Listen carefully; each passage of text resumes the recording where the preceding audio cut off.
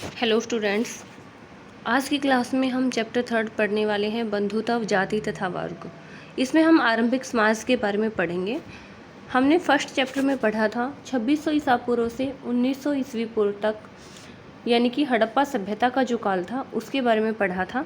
इसके बाद second chapter में हमने पढ़ा वैदिक काल 1900 ईसा पूर्व से 600 ईसा पूर्व तक। उस काल को किस नाम से जाना जाता है? वैदिक काल के नाम से जाना जाता है। इसके बाद 600 ईसा पूर्व से 600 ईस्वी तक का जो टाइम पीरियड है उसको हम थर्ड चैप्टर में पढ़ने वाले हैं, जिसको महाजनपद काल यानी कि लौह युग के नाम से जाना जाता है। तो देखिए थर्ड चैप्टर में कौन कौन सी चीज़ें इंपॉर्टेंट हैं। इसमें सबसे पहले बात आती है महाभारत के बारे में। तो महाभारत दुनिया का सबसे बड़ा महाकाव्य है। महाभारत में 1 लाख से अधिक श्लोक हैं। इसका पुराना नाम जय संहिता था और यह भारत के सबसे समृद्ध ग्रंथों में से एक है। भारत का सबसे बड़ा ग्रंथ है, सबसे बड़ा महाकाव्य है दुनिया का महाभारत, और इसमें 1 लाख से अधिक क्या हैं श्लोक हैं।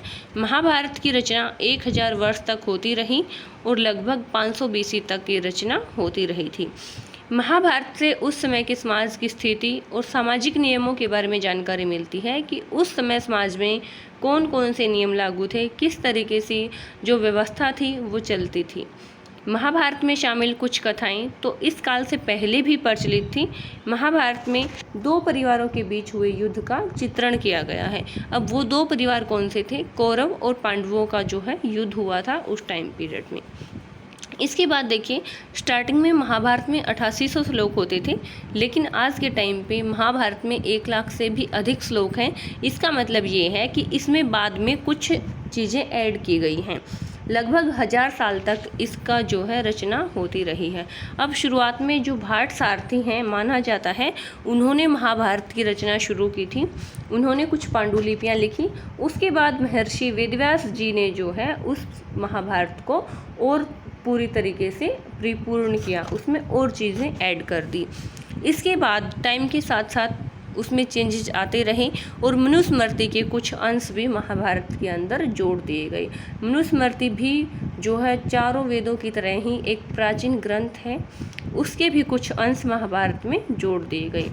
उसके बाद क्या हुआ? श्री कृष्ण को एक मेन लीडर के रूप में उसमें लीड किया गया, एक मेन हीरो का रोल उसमें दिया गया और श्री कृष्ण के इर्द गिर्द जो है महाभारत की कथा घूमने लगी।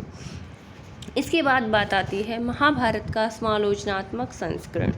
1919 में संस्कृत भाषा के एक महान विद्वान जिनका नाम V.S. सुक्तांकर था, उन्होंने एक महत्वाकांक्षी परियोजना शुरू की, जिसमें उन्होंने क्या किया? महाभारत का समालोचनात्मक संस्करण किया, यानी कि उसके जितने भी पहलू थे उन सब को कुछ ना कुछ फेरबदल करके उनमें ऐड किया गया। इस परियोजना का पर्पज़ क्या था? वो चाहते थे कि महाभारत नामक एक महान महाकाव्य हो जिसमें बहुत सारी पांडुलिपियों को इकट्ठा करके एक किताब का रूप दे दिया जाए, यानी कि अलग अलग जगह पर जो पांडुलिपियां हैं उन सबको एक साथ एक किताब में लिखा जाए, एक बुक में लिखा जाए। अब जब ये संस्करण तैयार किया गया तो इस टाइम पीरियड में 2 चीज़ें उभर कर सामने आई थी। पहली क्या थी कि संस्कृत के कई पाठों की अनेक अंशों में समानता थी और इस बात से स्पष्ट होता है कि समूचे उपमहाद्वीप में उत्तर में कश्मीर और नेपाल से लेकर दक्षिण में केरल और तमिलनाडु तक सभी पांडुलिपियों में समानता देखने में आई है, यानी कि अलग अलग लोगों के द्वारा जो पांडुलिपियाँ अलग अलग हिस्सों में लिखी गई थी उन सब में कुछ ना कुछ समानताएं देखने को मिलती हैं। इसके बाद दूसरी बात क्या है कि कुछ शताब्दियों के दौरान महाभारत के प्रेषण में अनेक क्षेत्रीय प्रभेद भी उभर कर सामने आए और इन प्रभेदों का संकलन मुख्य पाठ की पाद टिप्पणियों और परिशिष्टों के रूप में किया गया है। इसमें बहुत सारे परिशिष्ट हैं जिसमें अलग अलग क्षेत्रीय जो विभिन्नताएं हैं उनको स्पष्ट किया गया है। इसके बाद देखिए महाभारत के या फिर उस टाइम पीरियड के अकॉर्डिंग विवाह के प्रकार। उस टाइम पे विवाह के 4 प्रकार माने गए हैं मेन रूप से। वैसे तो मनुस्मृति के अकॉर्डिंग 8 विवाह हैं, जिसमें से 4 को उत्तम माना गया है और 4 को उत्तम नहीं माना गया है। वैसे बेसिकली 4 है। पहला कौन सा है? अंतर विवाह। देखिए अंतर विवाह में क्या होता था, एक ही गोत्र के अंदर शादी कर दी जाती थी। दूसरा है बहिर्विवाह, तीसरा है बहुपति प्रथा और चौथा है बहुपत्नी प्रथा। अब देखिए जो अंतर्विवाह है और बहिर्विवाह है उसमें क्या डिफरेंस था। अंतर्विवाह में एक ही गोत्र के अंदर विवाह कर दिया जाता था, बहिर्विवाह में गोत्र अलग होता था लेकिन जातियां सेम होती थी, जैसा कि अब होता है। अब जाति सेम होती है, गोत्र अलग होता है विवाह करने के लिए। इसके बाद बहुपति प्रथा में होता था किसी एक औरत के एक से ज़्यादा पति होते थे, और बहुपत्नी प्रथा में होता था कि किसी एक इंसान की एक से ज़्यादा पत्नियां होती थी। अब देखिए विवाह के प्रकार जो हैं थोड़ा सा डिटेल से पढ़ लेते हैं। अंतर्विवाह में वैवाहिक संबंध समूह के मध्य ही होते थे, यानी कि एक ही ग्रुप में होते थे। यह समूह एक गोत्र कुल अथवा एक जाति या फिर एक ही स्थान पर बसने वालों का हो सकता है। बहिर्विवाह गोत्र के बाहर करने को कहते हैं। बहुपत्नी प्रथा एक पुरुष की अनेक पत्नियां होती हैं, और बहुपति प्रथा में एक महिला के एक से अधिक पति होते हैं, जैसे कि द्रौपदी के होते थे। इसके बाद देखिए ये विवाह के कुछ अन्य प्रकार हैं। देखिए जो पहला विवाह है देव विवाह कहा जाता था उसको, दूसरा ब्रह्म विवाह कहा जाता था, तीसरा आर्ष विवाह और चौथा होता था प्रजापति विवाह। ये चारों के चारों विवाह जो हैं परिवार की सहमति से होते थे और इनको उत्तम माना जाता था। ये बहिर्विवाह या फिर अंतर्विवाह के ही कुछ एग्जाम्पल होते थे जो परिवार की सहमति से होते थे।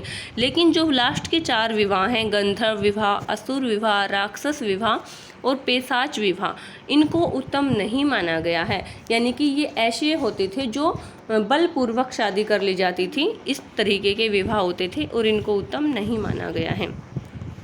इसके बाद देखिए पितृवंशिकता। पितृवंशिकता का अर्थ है वह वंश परंपरा जो पिता के पुत्र फिर पौत्र परपौत्र आदि से चलती रहती है। यानी कि पिता की जो पीढ़ियां हैं उनके पास उनकी जो संपत्ति होती है उसका अधिकार जाता रहता है। मातृवंशिकता शब्द का इस्तेमाल हम तब करते हैं जहां वंश परंपरा माँ से जुड़ी हुई होती है, यानी कि माँ की पीढ़ियां चलती हैं। लेकिन कौन सी जो पद्धति है वो अपनाई जाती है, पितृवंशिकता को ज़्यादा अपनाया जाता है। इसके बाद देखिए क्या हमेशा क्षत्रिय राजा हो सकते हैं। देखिए इससे पहले हम वर्ण व्यवस्था को थोड़ा सा डिस्कस कर लेते हैं। उस टाइम के समाज में एक वर्ण व्यवस्था होती थी। उस वर्ण व्यवस्था के अकॉर्डिंग समाज को 4 वर्णों में बांटा गया था, और वो 4 वर्ण कौन कौन से होते थे। वो 4 वर्ण थे ब्राह्मण, क्षत्रिय, वैश्य और शूद्र। अब देखिए जो ब्राह्मण, क्षत्रिय, वैश्य और शूद्र होते थे उनको ऐसा माना गया है कि वो ब्रह्मा से जन्मे हैं, ब्रह्मा की संतान हैं।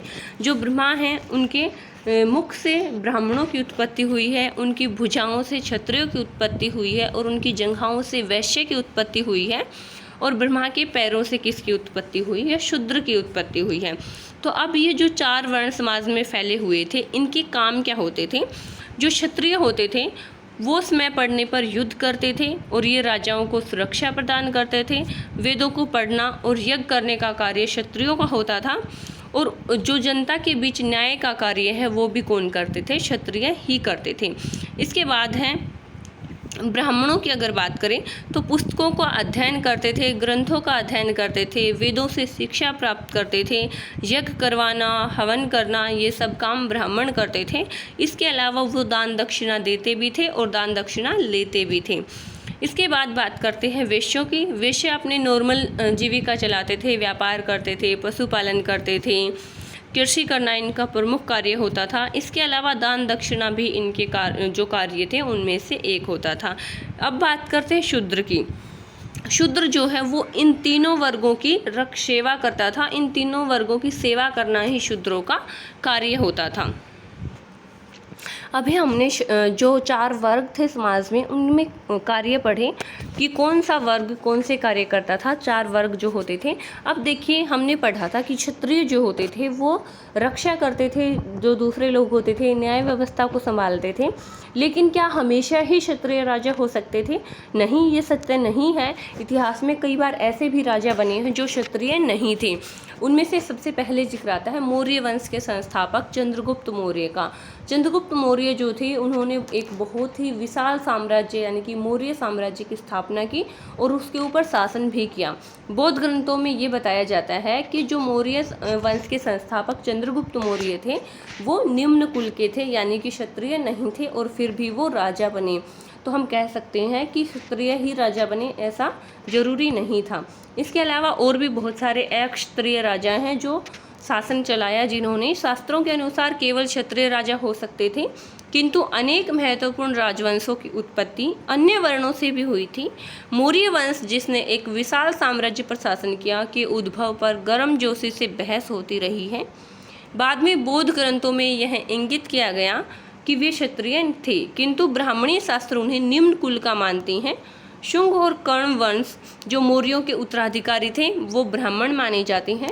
वस्तुतः राजनीतिक सत्ता का उपभोग हर वह व्यक्ति कर सकता था जो समर्थन और संसाधन जुटा सके। राजत्व क्षत्रिय कुल में जन्म लेने पर शायद ही निर्भर करता था। अन्य शासकों को, जैसे कि शक जो कि मध्य एशिया से भारत आए थे, ब्राह्मण, मलेच, बर्बर और अन्य देशीय माना जाता था, लेकिन उन सब ने भी भारत के ऊपर शासन किया है। शुंग वंश और कर्ण वंश ने भी भारत पे शासन किया था। आरंभिक अभिलेखों में से एक प्रसिद्ध शक शासक रुद्रदामन, जो कि लगभग दूसरी शताब्दी ईस्वी द्वारा सुदर्शन सरोवर के जीर्णोद्धार का वर्णन उसमें मिलता है। उससे भी पता चलता है कि शक्तिशाली मलेच संस्कृति परिपाटी से अवगत थे। और एक दिलचस्प बात यह है कि सातवाहन कुल के सबसे प्रसिद्ध शासक गौतमीपुत्र श्री सातकर्णी ने स्वयं को अनूठा ब्राह्मण और साथ ही क्षत्रियों के दर्प का हनन करने वाला बताया है, जिससे पता चलता है कि गौतमीपुत्र श्री सातकर्णी जो है वो एक ब्राह्मण थे, क्षत्रिय नहीं थे, और फिर भी उन्होंने शासन किया है। अब देखिए, हमने इससे पहले पढ़ा था पितृवंशिकता के बारे में और मातृवंशिकता के बारे में। जो गौतमीपुत्र श्री सातकर्णी है वो मातृवंशिकता का एक एग्जाम्पल पेश करता है। वो अपने नाम के सामने अपनी माता का वंश जो था वो नाम लगाता था, गौतमीपुत्र श्री सातकर्णी। गौतमी जो है उनकी माता का, यानी कि गौतम और वशिष्ठ मुनि जो थे उन्हीं के वंशज वो थे। इसके बाद जो सातवाहन राजा हैं वो भी इसके अच्छे एग्जाम्पल रहे हैं। मौर्य, शुंग, कर्ण, सातवाहन और कुषाण, ये सभी जो हैं ऐसे एग्जाम्पल हैं जो क्षत्रिय नहीं थे फिर भी राजा बने। अब ये जो समाज में वर्ण व्यवस्था थी उसके अलावा भी एक और वर्ग था जिनको चांडाल कहा जाता था। तो उन चांडालों के क्या कर्तव्य होते थे, तो मनुस्मृति के अकॉर्डिंग हमें पता चलता है कि उनके कुछ कर्तव्य होते थे। उन्हें गांव के बाहर रहना होता था, वे फेंके हुए बर्तनों का प्रयोग करते थे। चांडाल मरे हुए लोगों के वस्त्र और लोहे के आभूषण पहनते थे। रात्रि में वे गाँव और नगरों में चल फिर नहीं सकते थे। चांडालों को संबंधियों से विहीन मृतकों की अंत्येष्टि करनी पड़ती थी, यानी कि ऐसे लोग जिनकी कोई फैमिली नहीं है उन सब की अंत्येष्टि, यानी कि उनका जो एक तरीके से उनका शव दहन होता है वो चांडालों को ही करना पड़ता है। उन्हें वधिक के रूप में भी कार्य करना होता है। वधिक का कार्य वही होता है जो शव दहन वगैरह करने का कार्य होता है, वो काम भी चांडालों को करना पड़ता था। अब देखिए, ये एक चांडाल की कहानी यहाँ पर दी गई है। इसमें जो बोधिस्थ हैं, पूर्व जन्म में बुद्ध, उन्होंने एक चांडाल के रूप में जन्म लिया था। एक बार बोधिस्थ ने बनारस नगर के बाहर एक चांडाल के पुत्र के रूप में जन्म लिया। उनका नाम क्या था? मातंग था। और एक दिन वो किसी कार्यवश नगर में गए और वहाँ पर उनकी मुलाकात दिथ्य मांगलिक नाम की एक व्यापारी की पुत्री से हुई।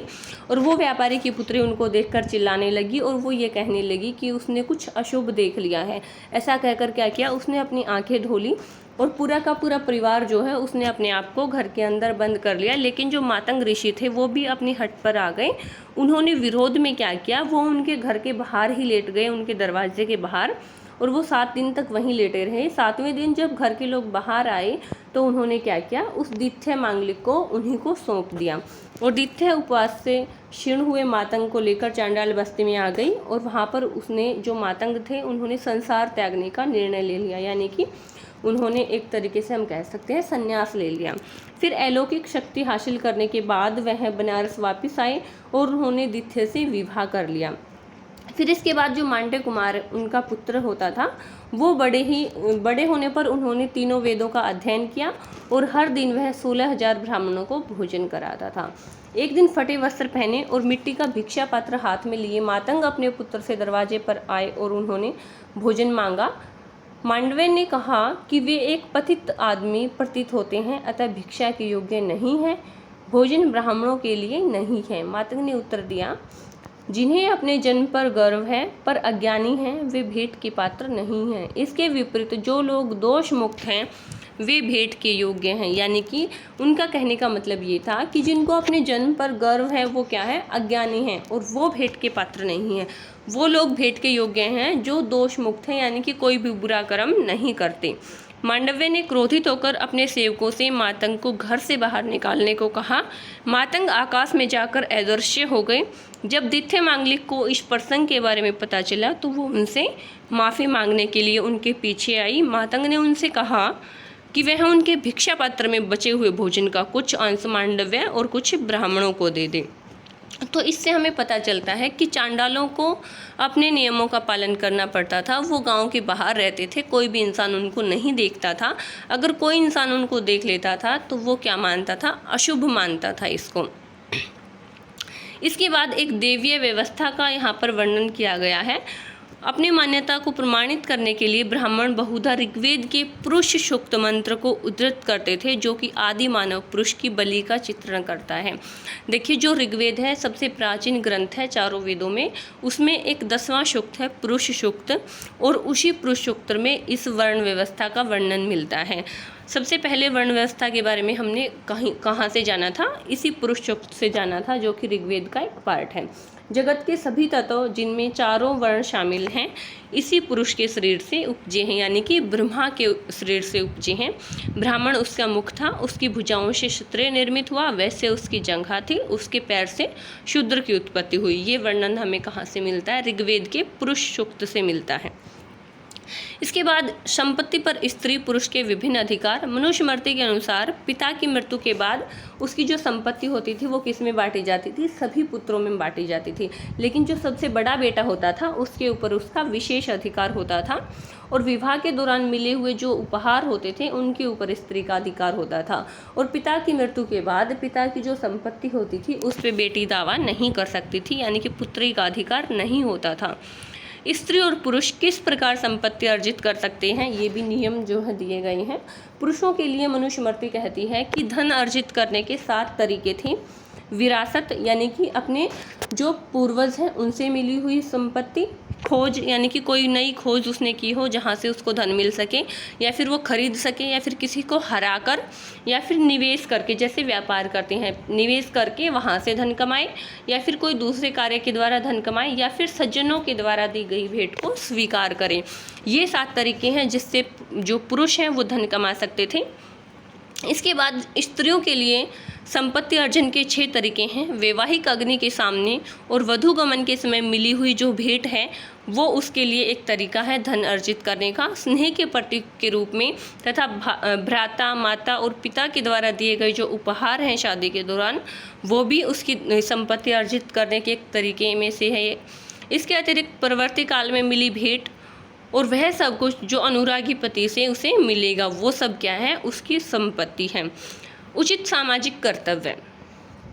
अब देखिए, महाभारत के अनुसार क्या सामाजिक कर्तव्य होते थे, तो इसको रिप्रेजेंट करने के लिए यहाँ पर एक स्टोरी दे रखी है, एकलव्य की कहानी। आप सब ने सुनी भी होगी, बहुत बार सुनी होगी। जो एकलव्य हैं वो एक निषाद के बेटे थे, एक शिकारी समुदाय से बिलोंग करते थे। इसलिए उनको जो गुरु द्रोण थे उन्होंने शिक्षा देने से मना कर दिया था। उन्होंने कहा कि मैं जो पांडव और कौरव हैं उनको शिक्षा प्रदान करता हूँ। उन्होंने पांडवों में अर्जुन को जो है एक बहुत बड़ा धनुर्धारी बना दिया था, बहुत अच्छी धनुर्विद्या उनको सिखाई थी। लेकिन जो एकलव्य हैं उनको गुरु द्रोण ने शिक्षा देने से मना कर दिया था। तो एकलव्य ने वन में वापस जाने के बाद क्या किया, गुरु द्रोण की एक मिट्टी की मूर्ति बनाई और उसी को अपना गुरु मानकर उसने क्या किया, तीर चलाना सीखा, अपना अभ्यास उसने शुरू कर दिया। और टाइम बीतता चला गया, वह एक बहुत ही बड़ा धनुर्धारी बन गया, उसको बहुत ही अच्छा जो है धनुष चलाना आ गया। और एक दिन जो कुरु राजकुमार थे वो अपने कुत्ते के साथ जंगल में शिकार करते हुए कहाँ पहुँच गए, एकलव्य के पास पहुँच गए। कुत्ता काले मृग की चमड़ी के वस्त्र में लिपटे निषाद को देखकर क्या करने लगा, भौंकने लगा। और गुस्से में आकर एकलव्य ने एक साथ 7 तीर चलाकर उसका मुंह बंद कर दिया। जब कुत्ता लौटा तो पांडव तीरंदाजी का ये अद्भुत जो दृश्य था, इसको देखकर बहुत ही आश्चर्यचकित हो गए। उन्होंने एकलव्य को ढूंढना शुरू कर दिया और स्वयं को द्रोण का शिष्य एकलव्य ने बताया जब वो उनको मिला। द्रोण ने अपने प्रिय शिष्य अर्जुन से एक बार कहा था कि वह उसके सभी शिष्यों में अद्वितीय तीरंदाज बनेगा। अर्जुन ने द्रोण को उनका यह प्रण याद दिलाया। द्रोण एकलव्य के पास गए, यानी कि अर्जुन ने याद दिलाया था कि जितने भी गुरु द्रोण के शिष्य हैं उसमें से सबसे अच्छा, सबसे अद्वितीय तीरंदाज कौन बनेगा? अर्जुन बनेगा। तो जो गुरु द्रोण थे उन्होंने अपनी इस बात को रखने के लिए क्या किया, वो एकलव्य के पास गए और गुरु द्रोण ने गुरु दक्षिणा के रूप में एकलव्य से उसके दाहिने हाथ का अंगूठा मांग लिया। अब देखो, दाहिने हाथ का अंगूठा एकलव्य ने अपने गुरु को काट कर दे दिया, तो उसके बाद क्या करेगा? वो तीरंदाजी नहीं कर सकता, तीर नहीं चला सकता, क्योंकि अंगूठा जो है अहम भूमिका निभाता है तीरंदाजी में। इस तरीके से द्रोण ने अर्जुन को जो वचन दिया था उसको निभाया और कोई भी अर्जुन से बेहतर धनुर्धारी नहीं रहा। यानी कि उस टाइम पे लोग जो अपना वचन दे देते थे उसको पूरा करते थे। इसी के बीच एक जो है द्रौपदी की विवाह की स्टोरी भी दे रखी है। महाभारत के कुछ अंश यहाँ पर उठाए गए हैं। द्रौपदी का विवाह जो है उसमें भी एक स्वयंवर रचाया गया था और उस स्वयंवर में क्या था, एक जो नीचे रखा गया था कुछ बर्तन जिसमें पानी था और उसमें देख के ऊपर लटकी हुई चिड़िया की आंख में जो है, मछली की आंख में जो है निशाना लगाना था और जो उस मछली की आंख में निशाना लगाएगा उसी के साथ द्रौपदी का विवाह हो जाता। तो ये जो शर्त थी ये अर्जुन ने पूरी की थी और द्रौपदी के साथ अर्जुन का विवाह हो गया था। लेकिन जब जो युधिष्ठिर है उसने निर्णय लिया था कि द्रौपदी पांचों की पत्नी होगी, पांचों पांडवों की पत्नी होगी, लेकिन जो दुर्योधन युधिष्ठिर हैं उन्होंने ऐसा निर्णय क्यों लिया था? क्योंकि जो कुंती थी वो घर के अंदर थी और उन्होंने जो है अंदर से ही आवाज़ लगा दी थी अपने बेटों को। जब वो आते हैं और ये कहते हैं कि माँ देखो हम क्या लाए हैं, तो उसने कहा कि बेटा जो भी लाए हो उसको पांचों आपस में बांट लो। अब जो कुंती ने कहा कि पांचों आपस में बांट लो, वो उसकी बात को रखने के लिए ही उसको जो है युधिष्ठिर ने ये डिसीजन लिया कि द्रौपदी उन पांचों की पत्नी होगी। लेकिन जब कुंती बाहर निकल कर देखती है तो उसको बहुत ही दुख होता है कि उसने क्या बोल दिया बिना ही देखे। उसको अपनी आज्ञा की अवहेलना के लिए भी कहती है कि ऐसा ज़रूरी नहीं है, तुम मेरी आज्ञा का पालन करो। लेकिन फिर भी वो उनकी आज्ञा का पालन करते हैं और द्रौपदी जो है वो पांचों पांडवों की पत्नी होती है। और द्रुपद जो है उन्होंने इसका विरोध भी किया, लेकिन बाद में जो ऋषि व्यास थे उन्होंने बताया कि पिछले जन्म में जो पांडव हैं वो क्या है, इंद्र के अवतार है इस जन्म में, और उनकी पत्नी ने ही यानी कि द्रौपदी ने ही इस रूप में जन्म लिया है और नियति के अकॉर्डिंग ये जो डिसीजन है ये सही है। और व्यास ने ये भी बताया कि एक बार एक युवा स्त्री ने पति प्राप्ति के लिए शिव की आराधना की और उत्साह के अतिरेक में एक के बजाय 5 बार पति प्राप्ति का वरदान उसने मांग लिया और इसी वजह से उसको 5 पतियों की जो है प्राप्ति हुई है। इसके बाद 4 वर्गों से परे अधीनता और संघर्ष। ब्राह्मणों के द्वारा बनाई गई जो वर्ण व्यवस्था थी उससे कुछ लोगों को बाहर रखा गया। इन्होंने कुछ वर्गों को अस्पृश्य घोषित किया। ब्राह्मण अनुष्ठान को पवित्र काम मानते थे। ब्राह्मण अस्पृश्यों से भोजन स्वीकार नहीं करते थे। कुछ काम दूषित माने जाते थे, जैसे कि शव का अंतिम संस्कार करना, मृत जानवरों को छूना। इन कामों को करने वालों को क्या कहा जाता था? चांडाल कहा जाता था, जिसके बारे में हमने अभी पढ़ा था। चांडालों को छूना और उनको देखना भी क्या माना जाता था? पाप माना जाता था। महाभारत एक गतिशील ग्रंथ है। कैसे? हमने शुरुआत में ही पढ़ा था कि महाभारत में पहले 8800 श्लोक होते थे, लेकिन अब महाभारत में 1 लाख से भी ज़्यादा श्लोक हैं। तो इसका मतलब ये है कि महाभारत में लगातार कुछ ना कुछ चीज़ें जोड़ी गई हैं, ऐड की गई हैं। महाभारत में पिछले कई सालों से कुछ ना कुछ परिवर्तन होते रहे हैं। इसका जो है अनुवाद भी किया गया है। अनुवाद का मतलब है दूसरी भाषाओं में, पहले संस्कृत भाषा में होती थी, बाद में हिंदी और दूसरी भाषाओं में भी इसको लिखा गया है और इसमें बहुत सारे श्लोक हैं और ये विश्व का सबसे बड़ा महाकाव्य है। महाभारत में किसी भी प्रमुख महाकाव्य की तरह युद्धों, वनों, राजमहलों और बस्तियों का अत्यंत जीवंत चित्रण किया गया है। 1951-52 में एक पुरातत्ववेदा बीबी लाल ने मेरठ जिला जो कि उत्तर प्रदेश में हस्तिनापुर नाम का एक गांव था, वहां पर उत्खनन किया, वहां पर खुदाई की उन्होंने इस चीज़ की छानबीन करने के लिए वहाँ पर खुदाई की थी कि हो सकता है ये वही हस्तिनापुर हो जो कि महाभारत के टाइम पीरियड में होता था, लेकिन यहाँ पर सिर्फ नाम की समानता है। हो सकता है कि गंगा के ऊपरी दोआब वाले इस क्षेत्र में इस पुरास्थल का होना, जहाँ कुरु राज्य भी स्थित था, इस ओर इंगित करता है कि यह पुरास्थल कुरुओं की राजधानी हस्तिनापुर हो सकती थी, जिसका उल्लेख महाभारत में था। बीबी लाल को यहाँ आबादी के 5 स्तरों के साक्ष्य मिले हैं, जिनमें से दूसरा और तीसरा स्तर हमारे विश्लेषण के लिए महत्वपूर्ण है। दूसरे स्तर पर मिलने वाले घरों के बारे में लाल कहते हैं, जिस मिति क्षेत्र का उत्खनन हुआ वहाँ से आवास घरों की कोई निश्चित परियोजना नहीं मिलती, किंतु मिट्टी की बनी दीवारें और कच्ची मिट्टी की ईंटें अवश्य मिलती हैं। सरकंडे की छाप वाले मिट्टी के प्लस्तर की खोज इस बात की ओर इशारा करती है कि कुछ घरों की दीवारें सरकंडों की बनी थी, जिन पर मिट्टी का प्लस्तर चढ़ा दिया जाता था। तीसरे स्तर पर लगभग जो है लाल कहते हैं कि तृतीय काल के घर कच्ची और कुछ पक्की ईंटों के बने हुए थे। इसमें शोषक घट और ईंटों के नाले गंदे पानी के निकास के लिए इस्तेमाल किए जाते थे और वल्य कूपों का इस्तेमाल कुओं और मल की निकासी वाले गृतों दोनों ही रूपों में किया जाता था। तो इस तरीके से कहा जा सकता है कि वो हस्तिनापुर जो है अलग था। क्यों था अलग? क्योंकि जो महाभारत काल है उसमें तो राजमहल होते थे, और जो राजमहल होते हैं वो कभी कच्ची ईंटों के नहीं हो सकते। तो इस तरीके से वो हस्तिनापुर गांव जो है, ऐसा माना जाता है कि महाभारत में जो हस्तिनापुर था वो वाला हस्तिनापुर नहीं था। तो यहाँ पर हमारा चैप्टर ख़त्म होता है। उम्मीद करती हूँ कि आपको समझ में आया होगा। Thank you, have a good day.